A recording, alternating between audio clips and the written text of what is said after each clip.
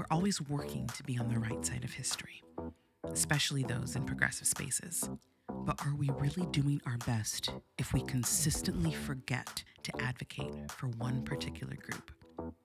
My guest today, Jonah Platt, has made it a part of his mission and platform to educate those that still do not understand that the Jewish community needs to be included in our activism. You're listening to We Need to Talk. So you got something to say that is on your mind. We need to talk about it.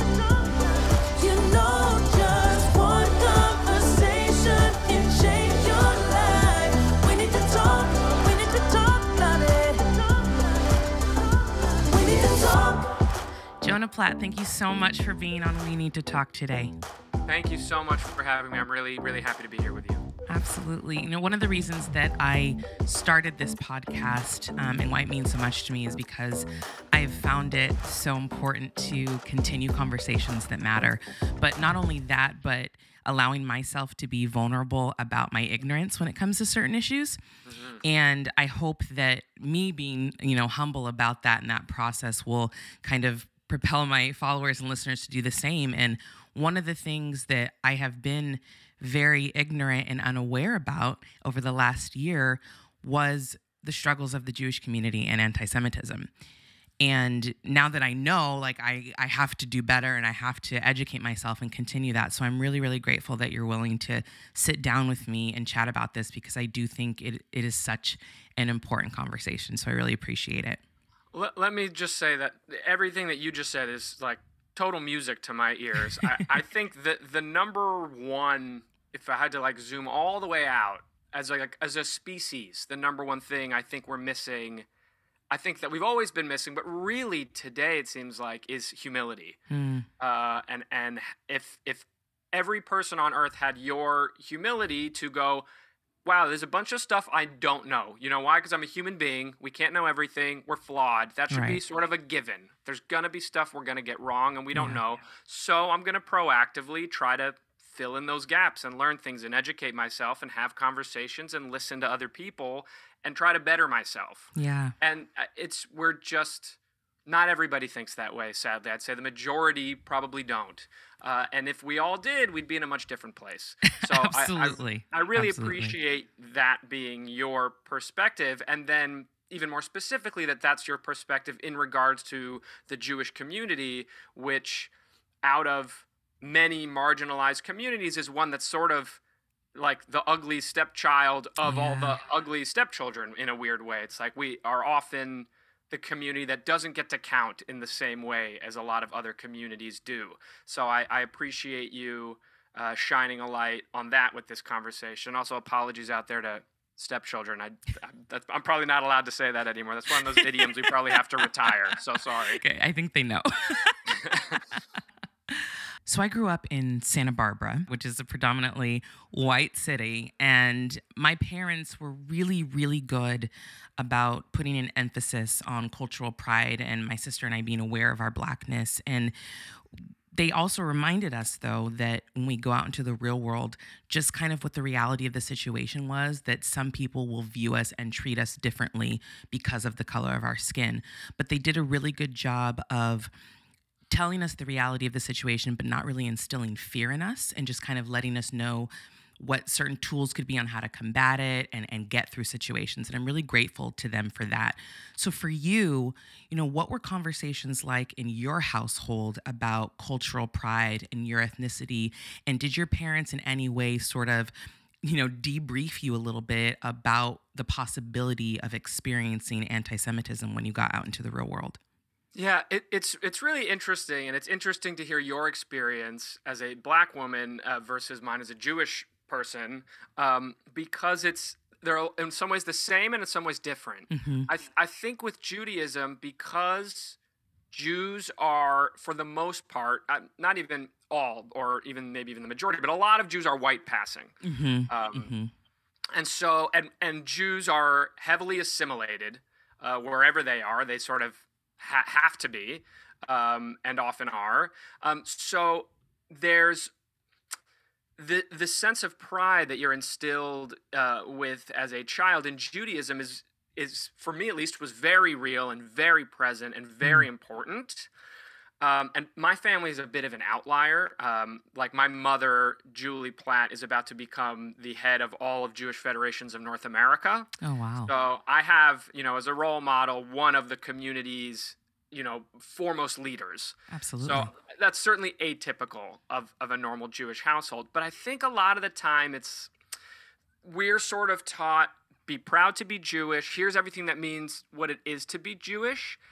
But it's somehow it's different than it is with other groups, because there's that little bit of unspoken, I don't know if it's shame or fear or apologizing. It feels like Jews a lot of time feel like they need to apologize for being Jewish in the public sphere, and I think a lot of that is not even really explored. It's just sort of like inherited. But I think if you dig into like why is that, I think a lot of it stems from fear and from the truth of our history, which is that like everywhere we go, we get like murdered and kicked out of. Yeah. And that's just been true over and over again for thousands and thousands of years.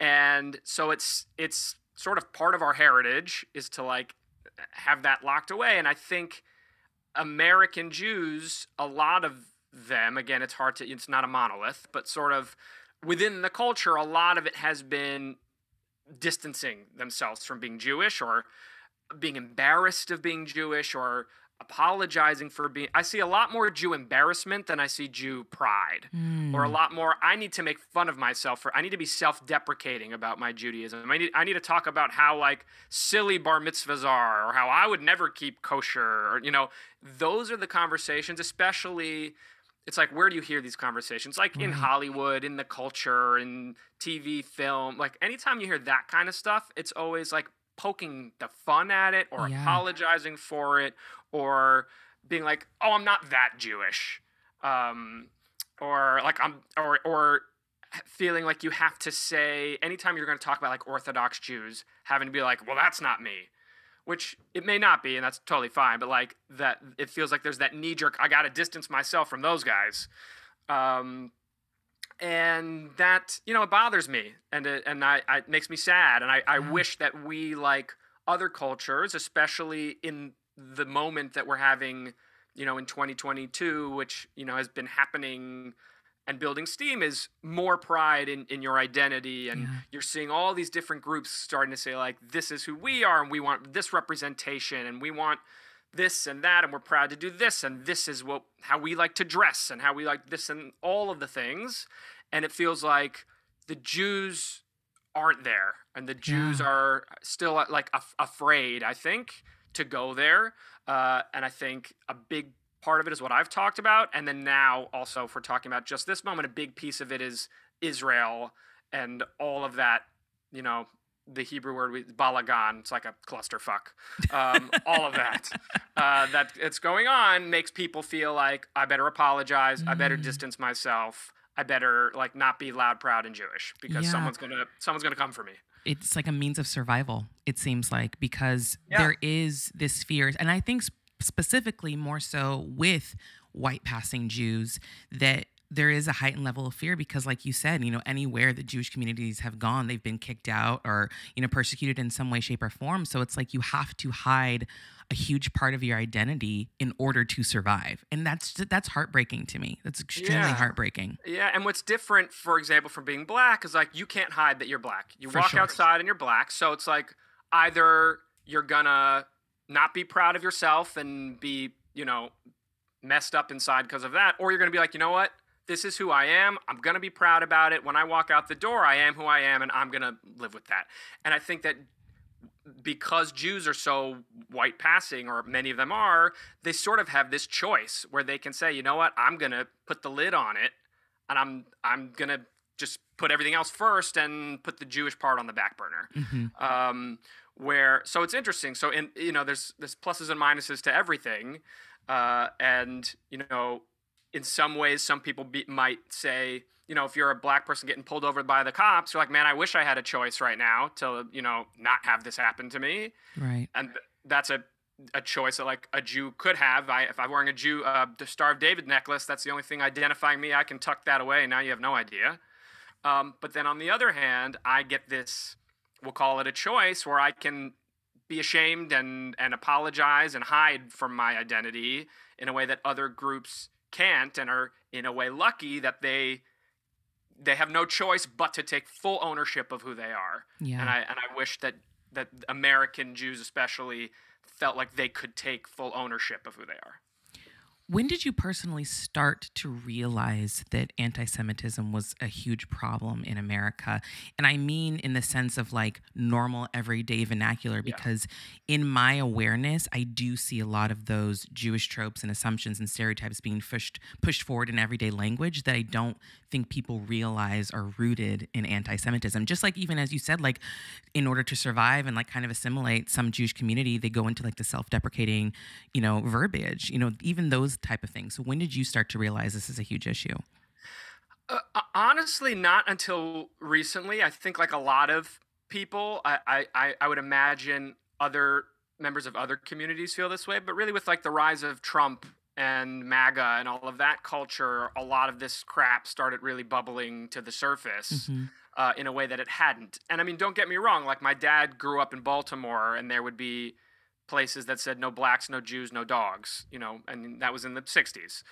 So like it's been around. And it's like, obviously I went to Jewish day school, and I went to Jewish summer camp, and I've known many Holocaust survivors, and like, so all of those things have always been present, but the everyday, like Jews getting beat up, graffiti on the synagogues, like that stuff seemingly happening, universities letting, Jew hate speakers come, all this stuff, that feels newer to me, where it's really unavoidable. And it seems to be ramping up. And I mean, and the data backs that up. Like, I don't have the numbers in front of me, but like Jew hate crimes have risen like 200x in the last year. I mean, they just keep sky highing. So it's on the rise. So working in the entertainment industry, I have grown increasingly disappointed by a lot of people in the last few years, because when you think about, being a singer, being an actor, being in any sort of entertainment, you automatically think liberal or progressive, and that can be just naivete on my part, right? But that's what you typically think of. I even joked the other day that like I never knew that Florida was such a red state because it gave me NSYNC and Disney World, like, right? Yeah, right? Totally. So I've become increasingly disappointed with seeing a lot of people in the industry, specifically, in my story, how they responded to Black Lives Matter movement, to police brutality, and all of those things that happened in the last couple of years, George Floyd, Breonna Taylor. Sure. So for you, have you ever been surprised or hurt or disappointed by people showing their true colors in terms of how they've responded to the struggles of the Jewish community? And what have your personal struggles been working in the entertainment industry as a Jewish person? So to answer the first part, 100%, I've been disappointed by many people's reaction. And I think that piece of it, it's really the two pieces I talked about. I think one is the ingrained need to apologize for being Jewish. And I see that in entertainment way more than I see people being loud, proud, and Jewish. Yeah. I see way more of the, I'm going to give an interview on a talk show, and the funny anecdote I'm going to tell is about how like lame having a bar mitzvah was and how it meant nothing to me, or something like that. Like that's going to be my piece of Jewish identity. And then the really big piece is the Israel balagan and Palestine, the Middle East conflict. And because being anti-Israel is a great cover to be anti-Jewish, and I think a lot of people, it's funny, so I like have to keep sort of like, it's so complicated. No, for sure. There's two pieces to it. I think there are some people who genuinely, and this is a large, let's say 50% or more, don't realize they're being anti-Jewish when they're being anti-Israel in a lot of ways.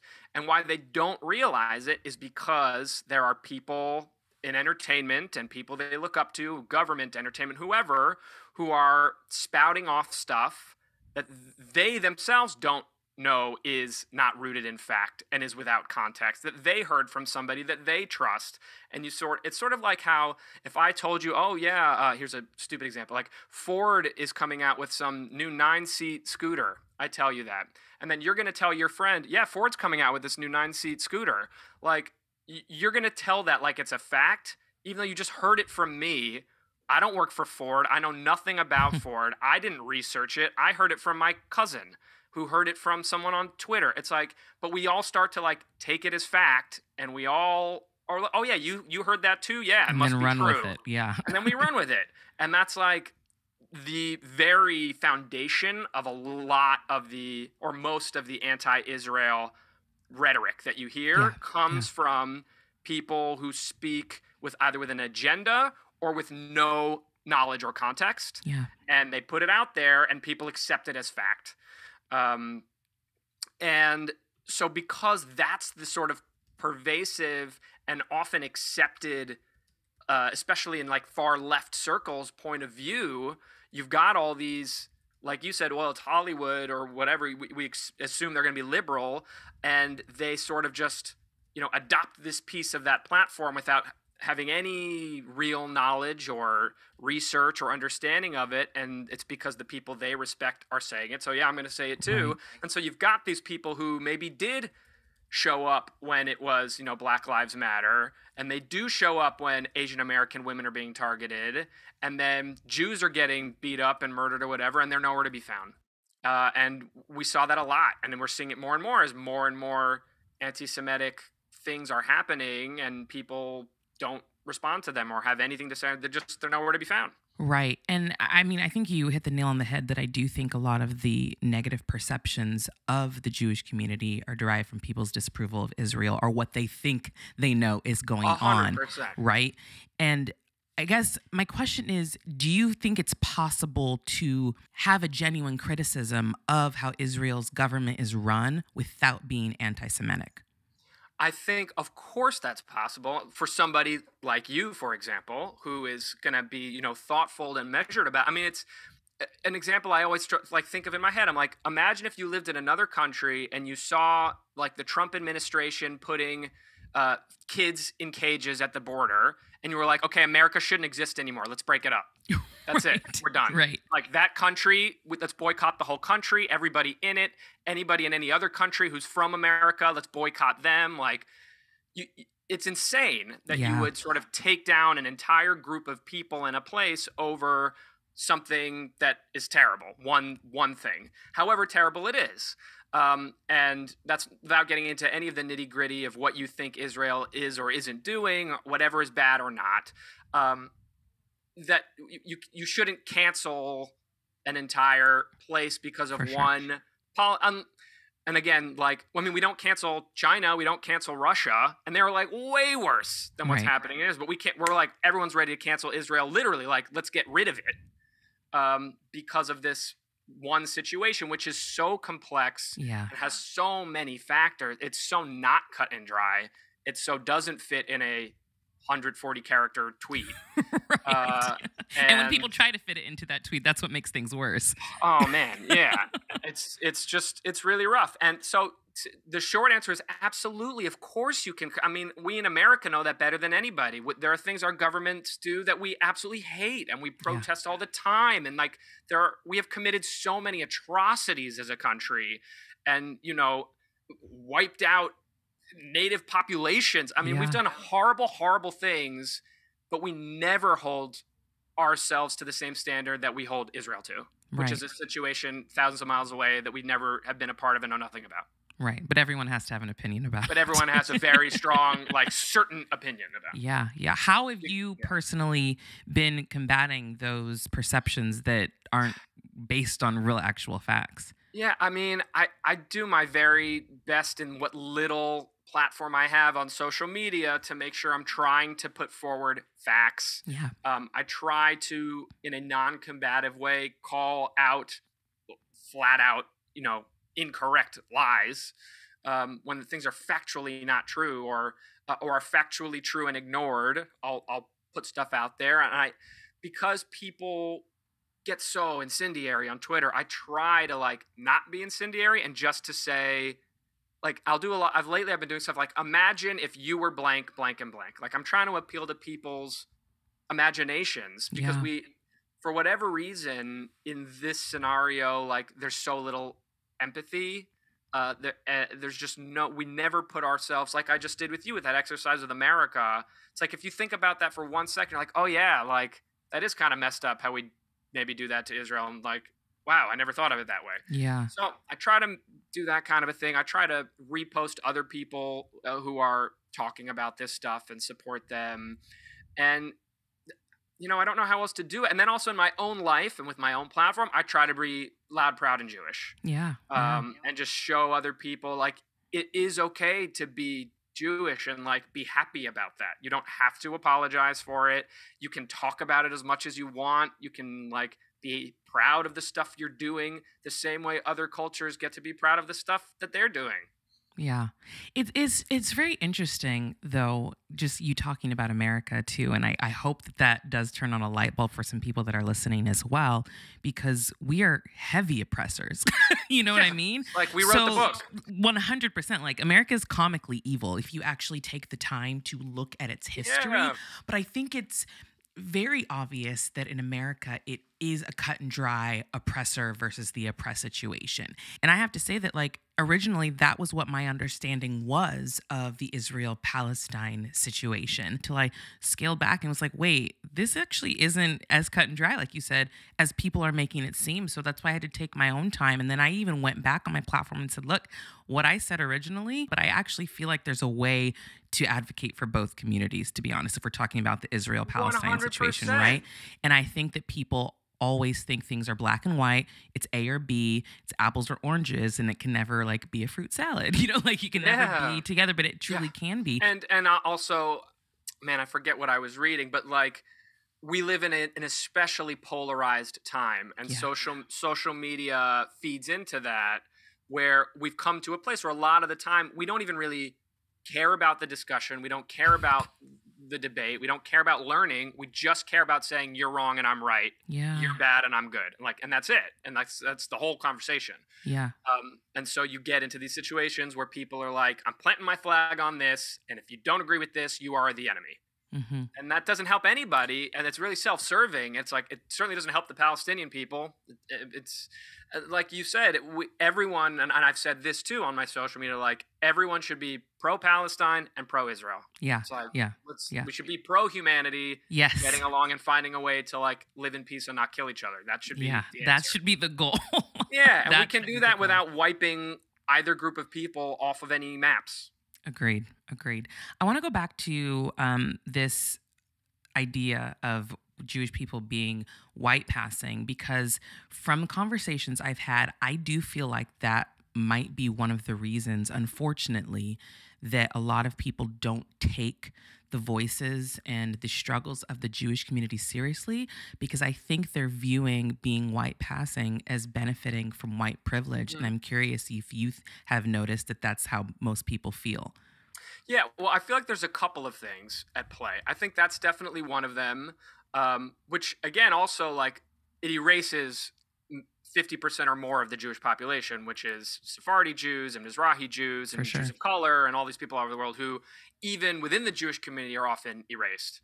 But there are way more Jews than just, like, white passing Ashkenazi Jews. Right. But they do exist, and I think what you said is true. That's definitely one piece of it, is that, okay, yeah, you guys are Jewish, but you're basically like white Americans. So, like, you don't count in that regard. I think two is that it's these anti-Semitic tropes and these, what are really not true. They're like, oh, Jews control everything, they're fine.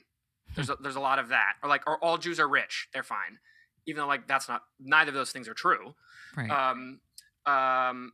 So you've got that piece, like, oh, they're fine. That you hear that a lot, which is crazy, because Jews are like, we're like 0.1% of the world's population. Yeah. And there's 14 million Jews in the world. So when you think about that, like 6 million being wiped out in the Holocaust, like, that's crazy. Like, people have more followers on Instagram than there are Jewish people in the yeah, world. like 5 times more. Like Yeah. The Rock has like 5 times the population of Jews in the world that are It's following. crazy. It's crazy to think about that way. Yeah, and so people don't know that. People probably, if you asked how many Jews in the world, they're probably like, I don't know, 100 million Jews. You're like, no, dude, it's like way smaller than that. But people don't know that or don't think that because of these pervasive tropes of Jews control all the banks, Jews control all the media, Jews have all the money, whatever all that stuff is. Or Jews are really successful. All Jews are doctors and dentists and stuff. And it's like, it's crazy because A, obviously that's not true. No, all of anybody is anything. And then B, it's like you're getting dinged for being like culturally industrious and hardworking. Like that's a bad thing. Right. That's I definitely can align with that because it's annoying. And I feel that way just being a Black woman. Like, my mom would always say you're gonna have to work twice as hard to get, half as far type situation. Right. But then when you do work twice as hard and you accomplish something, and I even post about this on social media, you get accused of kind of being a diversity hire. You're like, wait, you literally wanted me to do the work to get here, and then I got here, and the only reason I got here was because I'm Black. It's just so weird. So like for the Jewish community, it's like, you're working hard to get to where you are, and then when you get there, then you know what I mean? It's 100%. You can never 100%. win. You can never win. Exactly. You can never win. You can never win. I think a lot about there's an NBA player, Kyle Kuzma, who wants to, and I'm sure he didn't coin this, but he tweeted once basically like 50% of people are going to love you, 50% of people are going to hate you. So just like, do you? Yeah. So like, that's sort of, I've really gone back to that a lot, especially recently. And it's just like, you got to just do your thing because no matter what you do, people are going to try to knock you down for it. So screw them. Yeah. I want to talk a little bit about, because I noticed you've been involved in a lot of Democratic, conversations, and I personally want the Democrats to do a little bit better with their messaging. I think that's a big issue that they have. Yes, right. Like, come on, like let's get it together, right? It's 2022. But in the work that you've done with the Democratic Party and just having conversations, what would you like to see from them in terms of support for the Jewish community moving forward? Well, that's a great question, and that's something that we talk about a lot within the Jewish community is because, like I mentioned earlier, for many, being a quote unquote progressive for many means being anti-Israel. Like that has become part of the platform. Interesting. So and that's not really true. I mean, it's like there's far left. That is true for a lot of the far left people. You look at, like AOC and a lot of the Squad have been very strongly anti-Israel, and and they are obviously like big celebrities in the party, but they're not the majority of the party. I think the majority are more towards the moderate side. So what we talk about and within our community is trying to support Democrats who are progressive in every way and also pro-Israel. Israel being, our most important democratic ally and an amazing country that does like so much good and amazing things for the world that never get talked about. Yeah. I've talked about the way we view Israel. It's sort of like if you had never seen or read Harry Potter, and then you walk into the movie and the only frame you see is like Harry shooting a wand at Voldemort, and you're like, that dude Harry is a villain. And you're like, no, you missed the whole movie. You've like totally taken the wrong thing away. Not only is he not the villain, but he's like an amazing hero who does amazing stuff for people. Right. And so like that, I feel like is a lot of the view that a lot of the world has of Israel is like all they saw was that one frame and they've made up their whole mind. So yeah, that's what we look for in coming back to your question. For the party, I would love to see more solidarity on Israel. And I just wish that that far left outlier group would be more willing to learn and have conversations and approach with a little bit more of an open mind and open heart and a little more humility, because it's so frustrating for someone like me who is a progressive and wants to be able to be like fully aligned with those types of politicians who I agree with on so many other things. But then there's this big old anti-Israel, often anti-Jewish thing going on that is really disappointing. And so we have to keep putting up great candidates, like Richie Torres is sort of like our like leader of Yeah, like yeah. new, young, progressive, across the board Democrats who are strongly pro-Israel and like not afraid of it, which is just great. It doesn't serve anyone well to have a reductive view of anything, right? Yeah. And I think that that's the important thing. But I hate how lazy people are, and not wanting to read and educate themselves. And I think that that's what bothers me the most about some progressives and some liberals is that they're willing and wanting to be on the right side of history, but not actually doing the work to make sure that they are. Hmm. And I think, that's kind of an offset of social media as well. And also Yeah, being a headline reader. We see a headline and totally. we think that that's the truth and then Right. don't actually read what the context is and what the situation is. And I think that also is a lot with a lot of the videos that you see with Yeah. the situation in Palestine. There's no context and nobody is doing the research to really find out what all of this is about. It's like you said, they're just following their celebrities that they love and listen to. Right. And yeah, it's a huge problem. So I personally, with a lot of issues though, with the Democratic leaders, like I just want more openness, more transparency, and truly to fight for everybody. And I wish that we actually did operate in that way as a country, but we don't. And it's Yeah. unfortunate. And that's where, and I started to say this earlier and I lost my train of thought, but that's where you get into the, okay, so you're saying you care about everyone and you've shown up for this group, this group, this group, and this group, and you don't show up for the Jews. Is it because you're just ignorant, or do you actually hate Jews and you Yeah. hide behind this, which is now sort of this socially acceptable progressive platform to get to be prejudiced against Jews and anti-Jew, but in a sort of safe and, culturally approved way? Yeah. How would you suggest to people, and specifically, obviously, my listeners, for people to start including, anti-Semitism conversations and advocacy for the Jewish community in their conversations? I would say the number one thing would be to educate yourself a little bit. And for me, such a great resource is Israel Policy Forum. They are an organization that takes a really objective and measured view and a really well-informed view of what's happening over there. But they always come, like, the baseline level is that everyone involved is a human being who deserves dignity, and there should be a Jewish state of Israel, and there should be a Palestinian country self-ruled by Palestinians. So that if you don't agree with that, then you might take an issue. But if you've agreed with everyone should be happy at the end of the story, they give a really, really great window into what's going on in a very measured and fair way. Where they'll whoever's messing up, they'll call them out, whether it's Israelis or Palestinians or Jews or whoever it is. And they'll also say, here's what they should be doing to fix it or whatever. So that's a great resource. So that's one.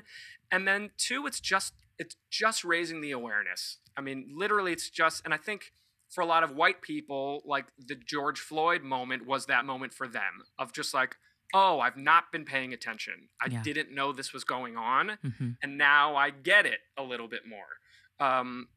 And that's step one. And so you're asking, how do we start? This step one is just waking up to, wow, this is real. It's not just like one rabbi in an Orthodox community got beat up one time. It's like there's pervasive anti-Semitism all over the place. And again, also like I think a lot of white people have been realizing, racism isn't just, oh, I would never go up to a Jew and call him a kike, so I'm not anti-Semitic. Like, that is like the base, easy, low hanging fruit of being, Right. prejudiced. It goes much deeper than that, and it comes to like recognizing the tropes and the prejudices that we don't even know are there, that we don't even realize are offending people or are harming people.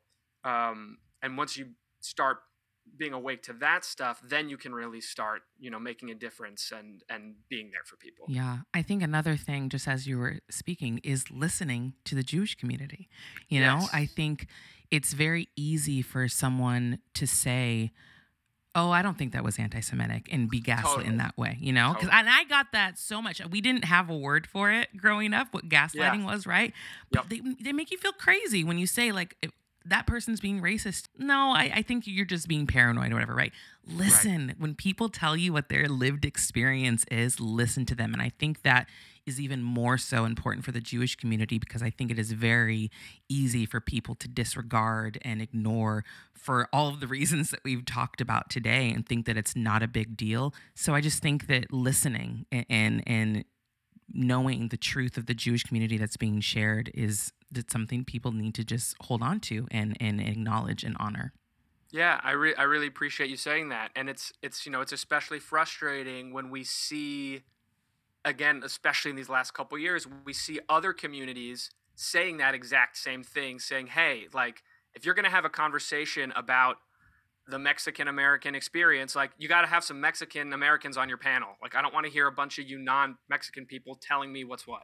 Yeah. And we've seen that happen a lot. And then we see those same groups who are saying, hey, don't do this to me, will then go ahead and do it to the Jews. Yeah. Because the Jews always seem to sort of not count. Yeah. For whatever reason. Well, I hope that that people will start to understand and to listen, because it's very important. And if people can humble themselves and realize, hey, I haven't been listening to the Jewish community, I'm going to do that now. Hope I can make a little bit of a difference in that. So I'm really appreciative of you just talking with me. Can you let everybody know where they can follow you and just keep up with the work that you're doing as well? Yes, I'm just at Jonah Platt on Instagram and on Twitter, where I'm talking a lot about this stuff and also other things and pictures of my son. And I just want to thank you, Malynda, for having these conversations. It's giving me the opportunity to get to say this stuff, and to be a person who is a true ally and is showing up and building connections and creating a platform for this awareness and education and conversation to take place. It's just so invaluable. So thank you so much. Of course. Thank you so much, Jonah. And to the listeners, thank you so much for your weekly support of We Need to Talk. Make sure you rate and review wherever you listen. Shout out to Stephen James, our theme song writer and producer. And remember, everything begins